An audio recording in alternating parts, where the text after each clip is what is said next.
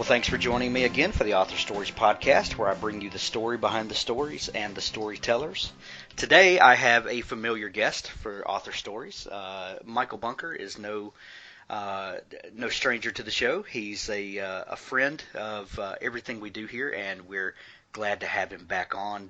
Michael came specifically today to talk about the launch of his brand new book, Brother Frankenstein. But as always, I'm sure we will talk about anything and everything. Welcome to the show, Michael. Hey, Hank. Thanks for having me on, man. You're welcome. So the big news is that this week, the week that this is going to go live, Brother Frankenstein will be loosed on the world.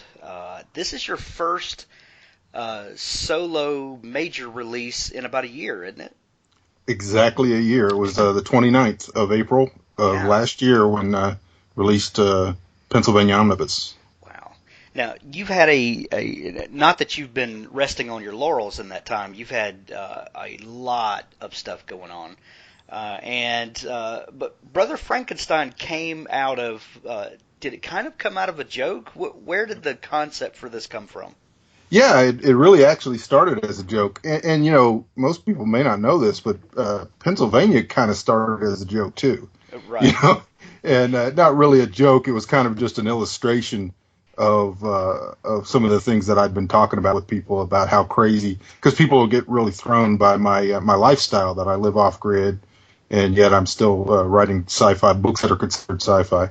But this particular book, Nick Cole and I were chatting, and there had been some kind of strange reactions to Pennsylvania. Pennsylvania was selling really, really well. We sold over 50,000 copies last year.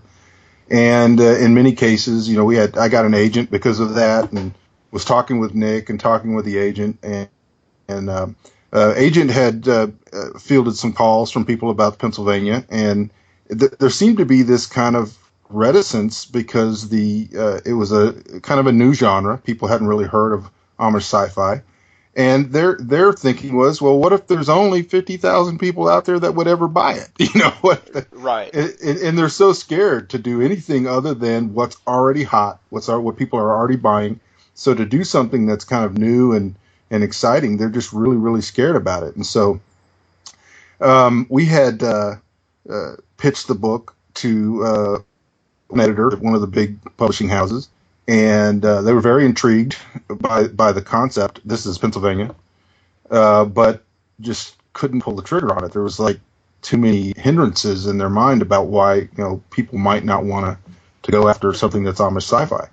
So Nick and I were chatting on this Facebook private message, and right about that time, that editor, because we both follow him on Twitter, had put a tweet up that said, "I want more." I think it was dinosaur robots, and 4 exclamation points.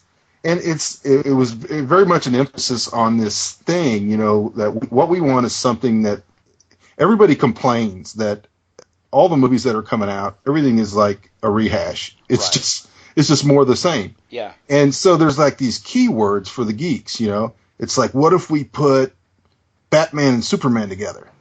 What if we, these mashups of things that they're everybody's already doing. And so we were joking about that, and I said, well, I guess I'm going to have to write a Amish robot story. And we kind of laughed about it. And a little bit later, actually immediately, Nick typed back on there. He said, Amish robot Frankenstein. And we laughed, and we said, that's probably the kind of thing people would buy. And then we got on to another topic. Well, about an hour later, Nick popped in on me and he said, I think that would work. I think and it's not just like, I think, you could make a bunch of money off of it. I think it would be a good book. Like you've been stewing on it for an hour. And he said, it's right. It's, Mary Shelley's story was about what it is to be human and the use of technology. And just because we can do something, should we do it? And all of these things. And we got going back and forth, and the more we talked about it, the more we were both going like, this really, really needs to happen. So I sat down, and I actually, Nick is the blurb king or the pitch king, and so I kind of wrote out a pitch and shipped it over to him, and we tweaked it a little bit, and he's like, yeah, you need to do this. And he said, you need to tell, we share the same agent, Jeff Derek, and he said, you need to share it with Jeff. And so I sent it over to Jeff, and Jeff said, that sounds intriguing. And, what's your plans? And I said, I've got a bunch of other stuff that I'm working on. At that time, we were working on Tales from Pennsylvania. Apocalypse Weird, of course, was still really, really in the formative stages, and had a lot of stuff going on. But I said, hey, if you think this is something that they might be interested in, then I will get to work on it. And so, I kind of teased people about it a little bit. I talked to Ben Adams, got him started working on a cover while I was actually writing the story, and I had a kind of a false start. I wrote some stuff that was along the general lines of what I wanted to do, but it really wasn't punchy enough. It wasn't really what I wanted to put out there, and so after a while it just came together, and the more people were reading the early drafts of it, the more they were like, I think you really have something here. And it was over the top. It wasn't just like people saying, what they say to authors. Oh, yeah, this is good. I would read that or I would buy it. It was like, this is the best thing you've ever written. Every single person that read it said that. So I'm really, really excited about it. Well, and everyone else is really, really excited about it. As I'm looking at your blog from this morning, I guess it was this morning, maybe yesterday you posted it, where you've got a screen capture of your reviews, and at the time of the blog post, it was 73 reviews for a book that hasn't released yet. That is right. That's nuts. That is crazy. Yeah. And I think 67 of them are 5 stars. And a cynic might go, well, these are all your normal readers. These are your regular followers, and it's not. If you go and what I've done is go through and look at these reviews. A lot of these people I don't even know. There are people that did get our copies because they're on my email list.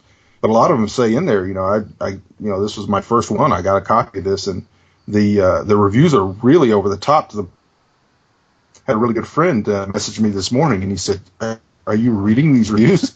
And I said, "Yeah, it's actually starting to scare me. It's starting to scare me because how do you meet up with that kind of hype? How do you satisfy people who they're either going to think one or two things, that I went out and spent money and bought reviews, which is absolutely not true. We've asked people for honest reviews, or they're going to think, man, this thing better be the best thing that I've ever read." And so it's actually starting to scare me a little bit. Well, that's good though. It's good to have a little bit of hype to have to live up to. It's right.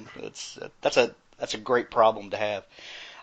You also teased out the idea of Brother Frankenstein at Dragon Con last year, didn't you?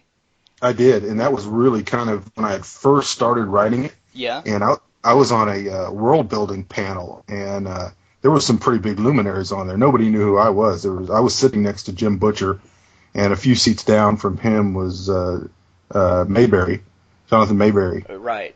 And of course, I'm sitting up there with all these, and there was great writers, and the room was packed. It was mayhem. My children had been trying to get into the room for over an hour. The line was over an hour long. Oh, wow. And after they filled the room to where the fire marshal wouldn't let anybody else in there, if somebody got up and left or something, then they were allowing people to go through. Well, my children still hadn't made it into the room, and one of the nice ladies went over there and she saw the way they were dressed, and she said, "Are you in the right line?" And they said, "Yes, my father is on the panel." And so they actually let them come in. Oh, cool. And really cool. Hugh Howey was there, and he was like seated on the floor like a fan there. And and they were going down the row, and they were asking us, what are you working on? And I was the last one to speak, and of course all of these big name authors, and I just said Amish robot Frankenstein, and the whole place just kind of lit up. And it was almost like that geek moment with I need more dinosaur robots. Right. It was, and so that was kind of a really, really. You got a picture, a still picture of it. But you threw the gauntlet at that point and said, "I'm already staking out the ground." Yeah, I'm going to do it. And at that point, I knew I had to actually finish the book, and I needed to get it out fairly quickly. And at that time, not long after that, my agent actually wanted an outline from me, and gave him some sample chapters, first 8 chapters, within not too long after that, and started shopping it around to some of the publishing houses, and there was a lot of interest, and a lot of conversations going back and forth, and it finally just got to the point, and I was sharing this with a lot of people on Facebook and social media, that I had to make a decision, because it was likely that somebody was going to pull the trigger, that was some publishing house was going to want to get it. And then so we started asking ourselves, myself and my agent and friends and advisors, what would that look like? I mean, how long would it take for the book to get out? And the shortest period of time we were told was 18 to 24 months. And I had already had this this crazy buzz built.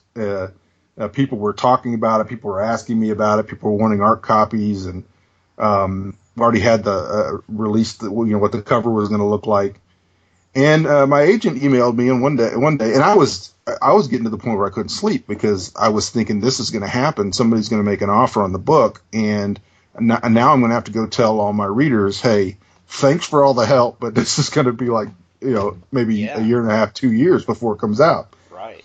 And there's people that do that, and I'm not saying there's anything particularly wrong with that. And I think we could have rebuilt the buzz if we needed to, but I just didn't want. I just could not see my health being able to be maintained for 18 months. Yeah. Well, and I am by no means down on traditional publishing. I think, whatever vehicle you choose to connect with your audience is valid, but I don't understand some of the things that they do. It just baffles me. Nick Cole is a primary example. I mean, he's told the story over and over again of the old man in the wasteland, and he had built all of this buzz and had a tight vehicle that he's in charge of, and then they just pulled the rug right out from under it, and then it just stewed and sat there, and then and I think Jason Gurley's going through the same type of experience right now. Not that his experience is negative. I don't mean that, right. But he had a book that was popular, and I think they've done some editing, but that book has disappeared for a year and a half or so. It's crazy. Right. I don't understand their process. Well, it was my agent was really, really positive on my side, which is where he's supposed to be, and I got to the point where I was telling my wife, I don't know what to do. I want to get this book out there, and I'm with you. I don't understand why there's the long delays. I know they have their own reasons. I'm not negative on traditional publishing at all. But I finally got an email from my agent, and he follows me on Facebook, and he could see the buzz. He could see how hot this thing was going to be, and he said, listen, you just got to do it. You just got to publish this thing. And so I was a little bit puzzled, and so I emailed him back, what are you saying? And he said, well, let's have a phone call. So he called me, and he said, listen, everything you're doing is great, and the people want the book, and you cannot disappoint them at this point. We can't go 18 months and not put this book out. And so, to find somebody who actually understood, that a different world now, and people, they get into something and they really, really want it. And so, I said, you know what, you're right. And so I made the announcement that day. I said, guys, hey, what we're going to do is, that doesn't mean that at some point we may not make a deal. And I know that the people we were talking to about the book are going to keep watching it, and something could happen in the future. But I wanted the readers who had supported me all along and who had followed the progress of this book to be able to get it. And so I'm exceedingly happy that it's going to be happening this quick. Absolutely. And that was probably a very painful thing for an agent to say. Publish it yourself. That's right. And one of the things about Jeff that I really like is he's really hip. He's hip on, and he sees it a lot like we do, and that is, hey, if there's a way to make a deal that's beneficial to everybody, where everybody wins, and the readers have to be included. You can't just say it's a good deal because I win, or it's a good deal because the publisher win. The readers need to win. Yeah. And he was willing to say, hey, if this is something that can be revisited later on, it can do it in a way that doesn't kill the book, and that really, really helps the readers and everybody else, then we'll do it. But otherwise, let's just get that thing out there. Yeah. So So you had buzz started building about this book. You had an idea that came out of the ether from a conversation with Nick, and the elements of the story start building. Where did the story itself come from? So you've got a concept, but how do you go from concept to fleshed out characters and backstory? Where did all of that start building from? Well, a lot of it came from the concept in that there's kind of this foundational bedrock of the things that I talk about, and a lot of that is constantly this tension in our lives, all of our lives, and how we interface with technology and our humanity, and how do we maintain our humanity, and what does it mean to be human, and the things that we need, our souls need, and when I very first started talking about with Nick, the idea that we kind of were bouncing off the idea of what if RoboCop, instead of becoming a cop, what if he was this deadly killer robot who had a human operator, but we mashed that kind of with witness. What if he had to hide out in Amish country? Because there is this tension, especially when you live the life that I live, where there's a constant conversations going on within the group, within the fellowship, within our community, as to what we're going to allow, what things do we think are going too far. And then we added tension by making the recipient of this surgery a Amish and an autistic Amish child, which basically I think that's one of the things that builds really, really great tension and great story is what if the hindrances, the stumbling blocks are overwhelming? What if they're absolutely overwhelming where you really can't even see a way that this could possibly work? And then the idea of the doctor, because the doctor from Mary Shelley's Frankenstein was really the monster. The monster was not the monster. Right. And so we wanted to, I really wanted to keep that part of the tension too. And so really it just came together and putting it in the right world, building a world. And I did borrow and include some elements from Pennsylvania. It's not a prequel, although it does have some elements that are shared in that universe. And so it came together beautifully. And the people that were reading it as I went along, as I was changing and redrafting, they were telling me constantly that they thought that it just came together in a way that it needed to be. So, and speaking of having it share elements with Pennsylvania, that panel that you were on at DragonCon was a world building panel, right? That's right. That's right. What is it about world building what is it that you are able to? I've read Wick, I've read Pennsylvania, I've read Brother Frankenstein, and you really do paint this beautiful picture, but sometimes you paint with a very broad brush. So I guess what I'm asking is, world building sometimes is not the details and the minutia, but it's the larger world. How do you balance those things with giving people enough detail about the world, but without drilling down into finer points and allowing the reader to use their own imagination, but you steering their imagination? Does that ever come into your mind as you're writing? Absolutely. There's really two kind of disparate views about this. And if you read, I don't read a lot of fantasy, but if you do, and I've read some, if you read a lot of fantasy, sometimes you get into this very painfully detailed world where not only is every character, but every chariot, every sword is like described in this crazy amount of detail. Right. Which is why a bunch of them are 800 to 1,000 pages. That's right. And there's people that really, really love that. They love to have that type of visual made for them, and that parallels in art to a very realistic style or ornate Gothic kind of style in artwork. I'm more of an impressionist. I love impressionist art, and I love to be able to pan out and to really let my mind fill in details. I'm going to be doing a world building seminar coming up in Austin, May 3rd. People can go on my website, michaelbunker.com, and I'll have some details on there about that. And one of the things I'm doing to prepare for that is I'm reading two different books at the same time, because I think that they really kind of bookend the philosophies of world building. One of them I'm reading right now for probably the fifth or sixth time is Jack Finney's Time and Again.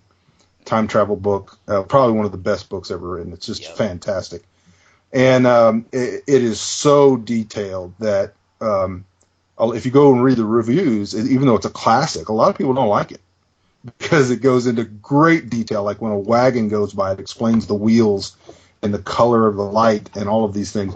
But there was a reason that he did that. He had a purpose behind it.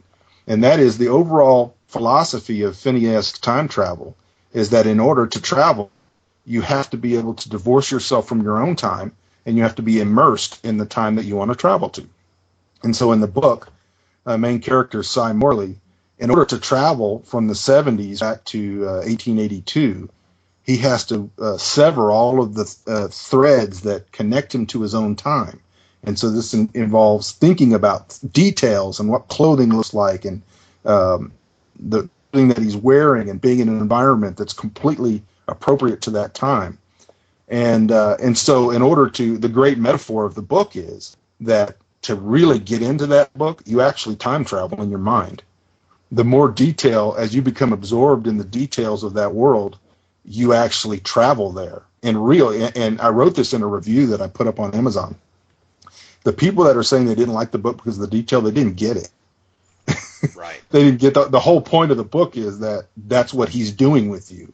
He's severing all of the details of your mind, of your present world.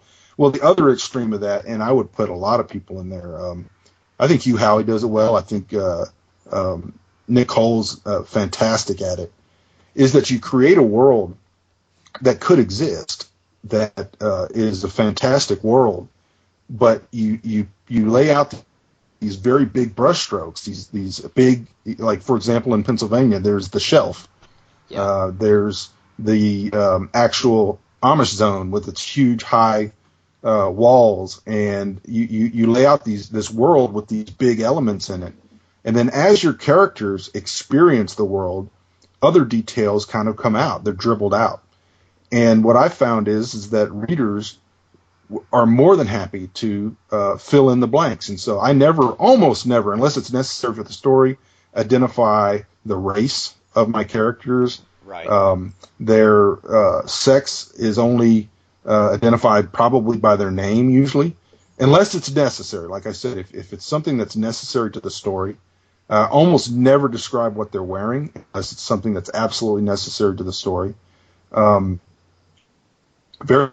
details that can slow down a story, like whether the wind was blowing or whether, the things that a lot of times amateur writers spend too much time trying to paint a very, very detailed, realistic portrait. A lot of those I just leave out because I know that the reader can make it exactly what they want it to be. And they get thrown off sometimes when they've gotten into the story and they've imagined the character in a certain way. And this is what happens to us when we watch movies that are based on books. You've created this entire world in your mind. And in the movie, the guy's 4'3" and he's fat or something, and right. And so that's really what I try to do. But I think that there are places for both, and you can include both theories within the same book. There could be a chapter or a section of the book where you really want to you want to slow the reader down, you want to drag them into the details, but you need to have a reason for all of that. And one of the things with the world, the universe of Pennsylvania, which is also the universe where Brother Frankenstein is set, is that if you read Russian literature, you have this evil entity. Usually it's the government or the Russians or whatever, and you may meet one villain. For example, Napoleon in War and Peace. But for the most part, evil is out there. It's real. It's coming. it's growing like transport in both of these stories, but it's in your imagination. It's something that gives you trepidation. It's not overly defined, and that's part of the world building too. I wholeheartedly agree with you about. I very rarely describe characters. I leave that up to the reader to do. And in my book Mulligan, I went into a great deal of detail in the first part because I needed the reader to be immersed in a certain time period. Right. But as the story went forward, less and less detail was given, and I never described character's race or anything like that. I agree with you. I think that the reader is more than happy. Plus, when you start getting into minutia there, you're going to imply things that, don't serve the story necessarily. Well, one of the books that I'm reading right now, again, probably fourth or fifth time as part of this, is Ready Player One.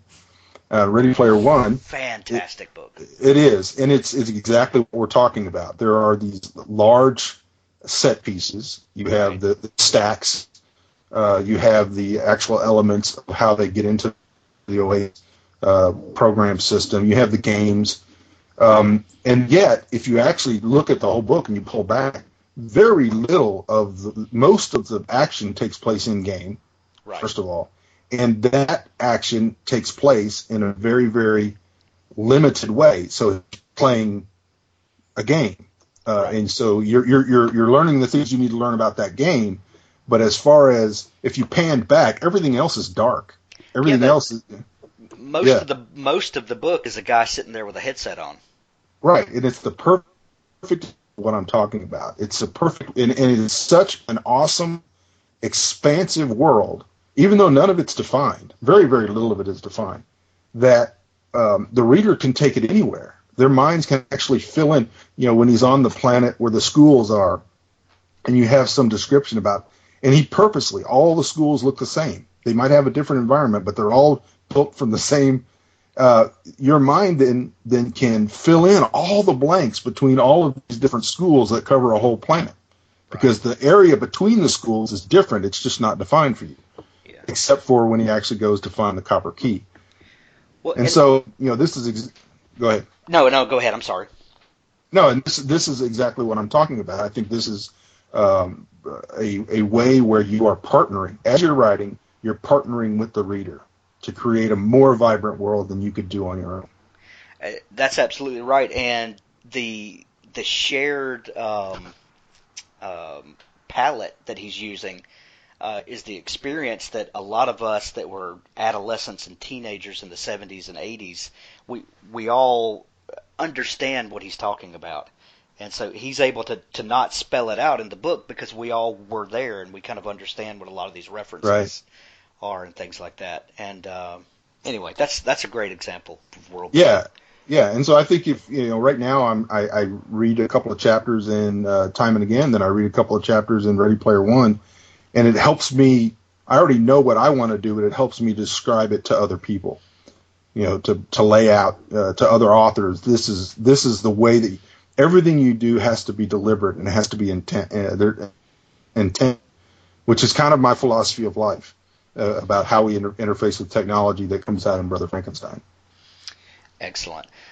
As you are writing Brother Frankenstein, or as you write all of these books, and you are wrestling with these questions of the balance between separatism and being in the world but not of it, so to speak. Do these things ever?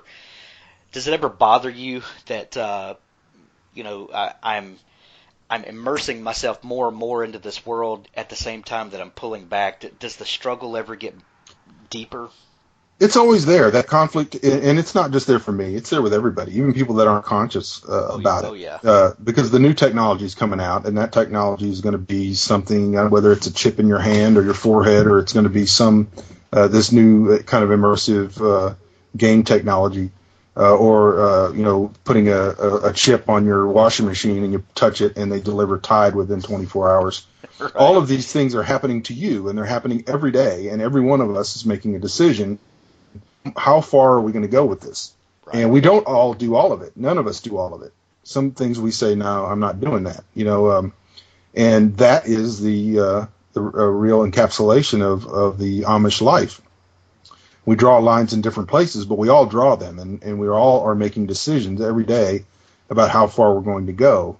And it's that way with me, with this whole writing experiment since 2011, where I've kind of gotten into fiction, and I do include a lot of this. In fact, it's the main thesis or theme throughout all of my works, and I think it's something that's resonating because I think we all have a little bit of trepidation about what's coming next. And it's not just about warfare or the economy or anything else. It's like, what if everything stays great? Right. And we in this technological kind of uber force that this wave we're all riding just keeps going, and there's parts of it that are very troubling. Yeah. Well, in my Apocalypse Weird book, I've got a character who is just absolutely crazy, but every now and then he hits on something profound, kind of in spite of himself. And there's a scene where he's trying to point out to the other protagonists that they can't see what's right in front of them, and he kind of goes on this rant about people walking around with their faces in screens all the time and not realizing that the piper is going to have to be paid one day. That you can't get everything for free forever without someone coming to collect one day. And it really is a weird situation that I write something like that in a book that I know will probably be heavily marketed on Facebook and Twitter by people looking at screens. Right. So it's really a surreal place that we live in. We are living in sci-fi right now, which is bothersome and crazy and exciting all at the same time. It is, and that's really that is what sci-fi is. It's always been an examination of how we are, how we live, and what's coming, and the next invention, the next thing, and how it's going to change everything. And early on, when I first decided to do this, that was how I wanted to focus on about Amish life, because the Amish are not anti-technology at all. They utilize that which they deliberately determine is good for them, and the rest of it they do without.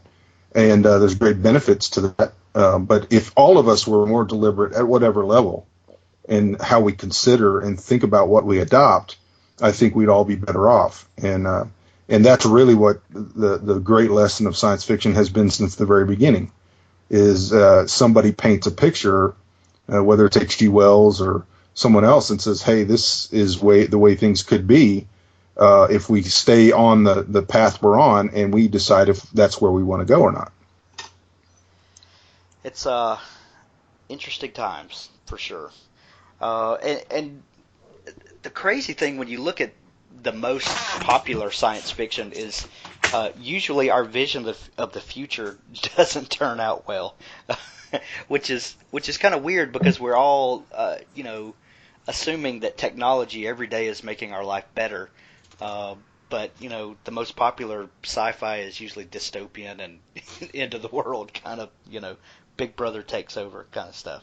Well, it's a general assumption about life is that things are constantly getting better, and a lot of times that's just because that life is unexamined, and and there's a profound historical ignorance, and that's not a blanket condemnation of technology, because there's certainly some wonderful things that are happening, that have happened, and are great benefits, but at the same time, I think there is, and the reason that dystopianism, post-apocalypticism, is that there is resident in us a longing for and a recognition that things might be out of our control, and some of the places we're heading we really, really don't want to go, and I think people actually realize that. And there's a reason that people millions of people a year get in their automobiles and drive into Amish country to look around, because there is a profound longing in the human soul for simplicity, and that's kind of almost the opposite of the direction that the world's actually going. Well, yeah. At the same time that technology is increasing, homesteading and all of that thing is on the rise. Which is interesting that people use technology to spread the word about simplifying. Which is Yeah, I just recently I've been watching this documentary on New York. I think it was done by Ken Burns' brother or some relation to Ken Burns, but it's and people can get it. It's for download on Netflix. Okay. And it's a great documentary, multi-part documentary. And one of the great things you see in this is you see, New York City going from this very, very wild island in the 1600s, and then within a very short amount of time, it's millions of people by the 1800s living on this island on top of each other, and their expansion and the plans for expansion and the misery that was involved with all of that, and the great gulf of between rich and poor. One of the great things about that, there's this decision that's made about a third of the way or half the way up the island that, hey, we better put a park here. Right. People are going to kill each other. They're all going to kill each other, and so we need to. And so they put an 800-acre park right in the middle, and on the most valuable land on all of Manhattan Island. They put an 800-acre park, and they did it specifically because if they didn't, everybody was going to kill each other. and it's really, really interesting, and there are so many parallels in that story, metaphors that can be used to teach and to even to show ourselves what happens when we're not deliberate about our advancement and our progression. And I think it's Brother Frankenstein. That's the heart of the story. Is that Frank, the 11-year-old autistic boy, he's a human. He's a real person, and the doctor is a real person, and they are thrust into a story that because of the rapid advancement of technology and because of the circumstances sometimes outside of their control, that makes them consider these things that we're talking about. Yeah. What informed your decision to make Frank autistic? Because I'll tell you that whole storyline in the book is it's powerful, and it's heartbreaking and beautiful all at the same time. It's crazy. It's the way that you treated that whole part of the story with respect, but not with kid gloves. What kind of led into that decision? It was really a crazy gamble.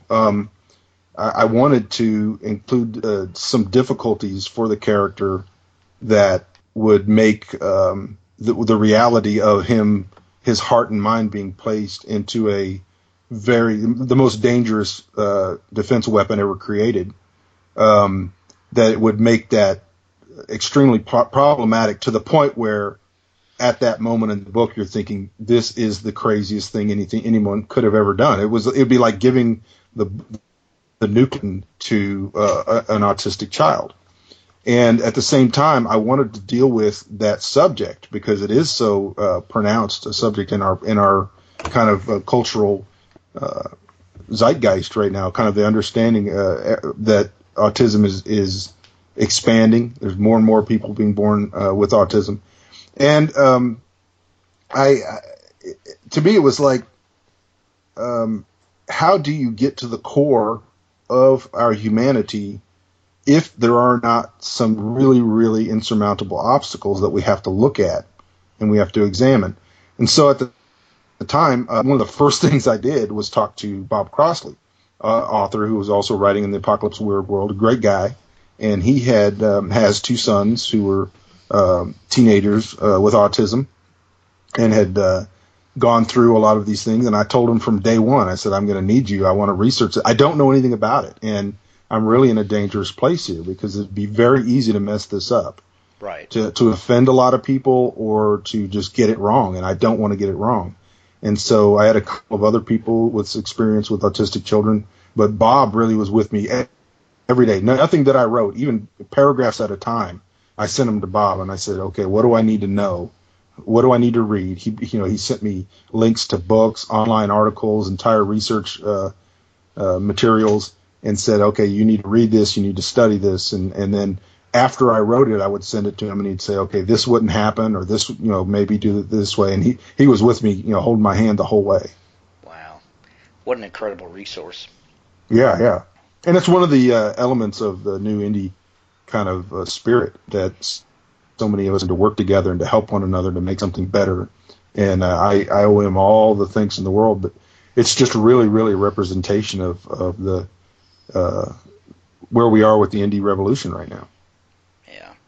Which is another source of tension, with the that the reason we have, or one of the big reasons that we have the indie revolution and this connectivity between people is due to this technology, which is a tool that can be used either way. And I'm thankful that we found ways to use it in positive ways. Absolutely. Yeah, and another that cover, man, that cover is iconic. Tell me about how the Ben Adams cover came together. Well, I had been working for many years with Jason Gurley on all my covers, and then Jason kind of retired from that part of the business, and he did do the cover after that for Tales from Pennsylvania, but I knew I was going to have to pigeonhole or grab somebody else. And Right. And one of the things, I've got kind of this catch-22 situation in that anybody, I knew from before I even decided who I was going to use, that anybody that I'm going to use is going to become famous really fast, and they're going to be in demand, and I'm not going to be able to afford them after that.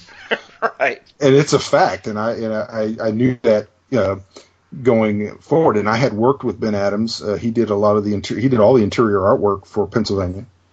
He has a very, very unique style. Yeah. It's a very kind of type of graphic style, and not really the kind of person that you would automatically think of for this type of cover art. And so I had talked about it with a few other people, and I knew some artists who were very eager to work with me, and I thought, I'm gonna talk to Ben about it, and maybe if he can't do it or doesn't want to do it, then maybe he'll put me on to somebody who would want to do it. And I gave him some very, very general ideas. I wanted it to be blue. I wanted the cover because I think it really, blue and black was really the feel that I wanted for the cover. I really liked the Crown publishing version of The Martian. Yeah. Which was this kind of overwhelming orange dust cloud, brown kind of feeling of being overwhelmed, and at the same time there's kind of this ominous feel to it. And I told him, I said, so I want blue and black, and I want something that has a feel like The Martian. I don't want to copy it. And we actually had a very frank talk about whether, not to use frank out of place, but we had a very frank talk about whether this was something that it was really up his alley, something that he could really do, because I wanted it to be somewhat realistic. I didn't really want this, the kind of the standard Ben Adams type of art. And he said, let me, he asked me a lot of questions, and he said, let me just take a shot at it. And if you don't like it, you're not going to hurt my feelings. And so he sent me some early black and white drawings, and I said, this is it, automatically. The original plan was, and I've got one of the original drawings of the monster, Frank, in his full hadroid robot manifestation, standing with the doc, like the robot's 10 feet tall, and so with the doc standing right next to him. And after we talked about it a little bit, we figured that really wasn't going to work, and we wanted to really just include Frank going off. Yeah. There's a point in the story where Frank just really, really lets loose, and so that was the decision. And then he kept sending me bits and pieces, and I said, "You are absolutely on the right track. Just run with it." And when I saw his mock-up of the first cover, and people want to say this, people love their own covers, but I said this is the best sci-fi cover that's been out in a very, very long time. Just objectively, it is. And the first time I showed it to people, everybody said the same thing. It is an iconic cover. And if he doesn't win an award for this cover, I would be absolutely shocked and disappointed. Yeah, it's crazy. And you're right. Ben Adams does have a very unique style. You see a lot of his illustrations, and he kind of has this. I'm completely ignorant of this, but it kind of a line art and watercolor kind of odd mixture. But man, but you look at Brother Frankenstein and you can see his work there. You can see it's Ben Adams, but man, it's like Ben Adams to the 100th degree. It's crazy awesome. Right. And I told him, I said, when I first saw the cover, I said, I hope you have freed your calendar because you're about to get very, very busy with cover work. Yeah, it's insane. And I just wanted people to realize that, you know, there are people out there right now who can do this kind of stuff, and it doesn't have to be somebody who's already in the business of doing covers for authors out there. You know, I keep my eye open all the time, and when I see some really, really nice artwork that shows up on Facebook or on Twitter or something, I kind of write that down. This is somebody that could do something. I never know what concept the next book is going to be about, but I try to keep those things in mind. Yeah. So Brother Frankenstein comes out this week. Already has an enormous amount of buzz around it. Lots of people are excited, not only to have already read it in ARC release, but to buy it and have their own copy in their hand that they paid money for. You have a very unique relationship with your readers, and you do things that a lot of other authors are scared to do, in that you ask people to help you. What is it? What can other authors do to embrace that mindset and to not be scared to ask people to help you? Well, I think being helpful, first of all, is the first key. But you know, I live in a plain community. People, if they want to imagine that, it's a very Amish community. We live off grid. We live with several other families within very close proximity. So there are farms adjacent to us that are people that live like us. And one of the things we have to learn, it's part of our spiritual or religious beliefs, are that you cannot be too prideful to ask for help, and that you do need help. That we purposely live in community because we know that we need one another. And so we have a deal we do out here in our community every first Wednesday of every month called First Wednesday Workday. And basically we all go to somebody's house or to somebody's land and we do a full day's work. All of us work together on these projects, kind of like a barn raising kind of thing. And we've done those types of projects. And that really informs my view of how to deal with people. And the first thing is the first rule is to be helpful. And that I've tried to make it my rule, both with my readers and with other authors, going back several years now, that I try to help as many people as I can. And people message me and they ask me questions about books and about marketing and promotion and writing and all of these things, and I try to help everybody that I possibly can to the extent that I can. And with readers, it's the same thing. I came to a conclusion a couple of years ago, and it really freaked people out. I said, you know, I'm going to give my book to everybody who's on my email list. And my philosophy is that, you know, you give the book to your friends and you sell it to strangers, because there's a lot more strangers. Right. You know, there's 7 billion strangers out there, and I would rather sell it to them than try to constantly be selling books to my friends. And so what evolved from that was, here's the thing, I'm going to give you my book, and you can choose what you want to do. If you didn't like it, you can give it a bad review, or you can not help push it, and you're not going to hurt myself. But at the same time, if you liked it, I'm going to ask you to help me. And I'm not just going to ask you for a review. And if that's all you want to do, that's fine. But I'm going to ask you, if you really liked it, you know, buy the book and help me write more of them. I'll even ask you to buy 5 of them, gift them to people. Yeah. And I think authors need to embrace that, because they need to be able to multiply their footprint. And the only way to do that is to get people to care about what you're doing enough to help you. None of us can do it on our own. And part of the whole kind of that we talked about, the indie spirit out there, getting other authors to work together, is first of all, be helpful, be there to help other people whenever they need it. But then don't feel bad when you need to ask them, because that's what community is all about. And And that's kind of my whole philosophy. And so far, it's worked really well. Yeah. And being independent and entrepreneurial in your mindset does not mean that you don't also need other people, and that you're absolutely right. There's a yeah, and Yeah, the more independent you are, the more help you need. that's right. That's right, and hopefully the more help you can give. And Right, because we're free, and we're free to apply ourselves where we want to, and to ask people to apply themselves where they want to. That's right.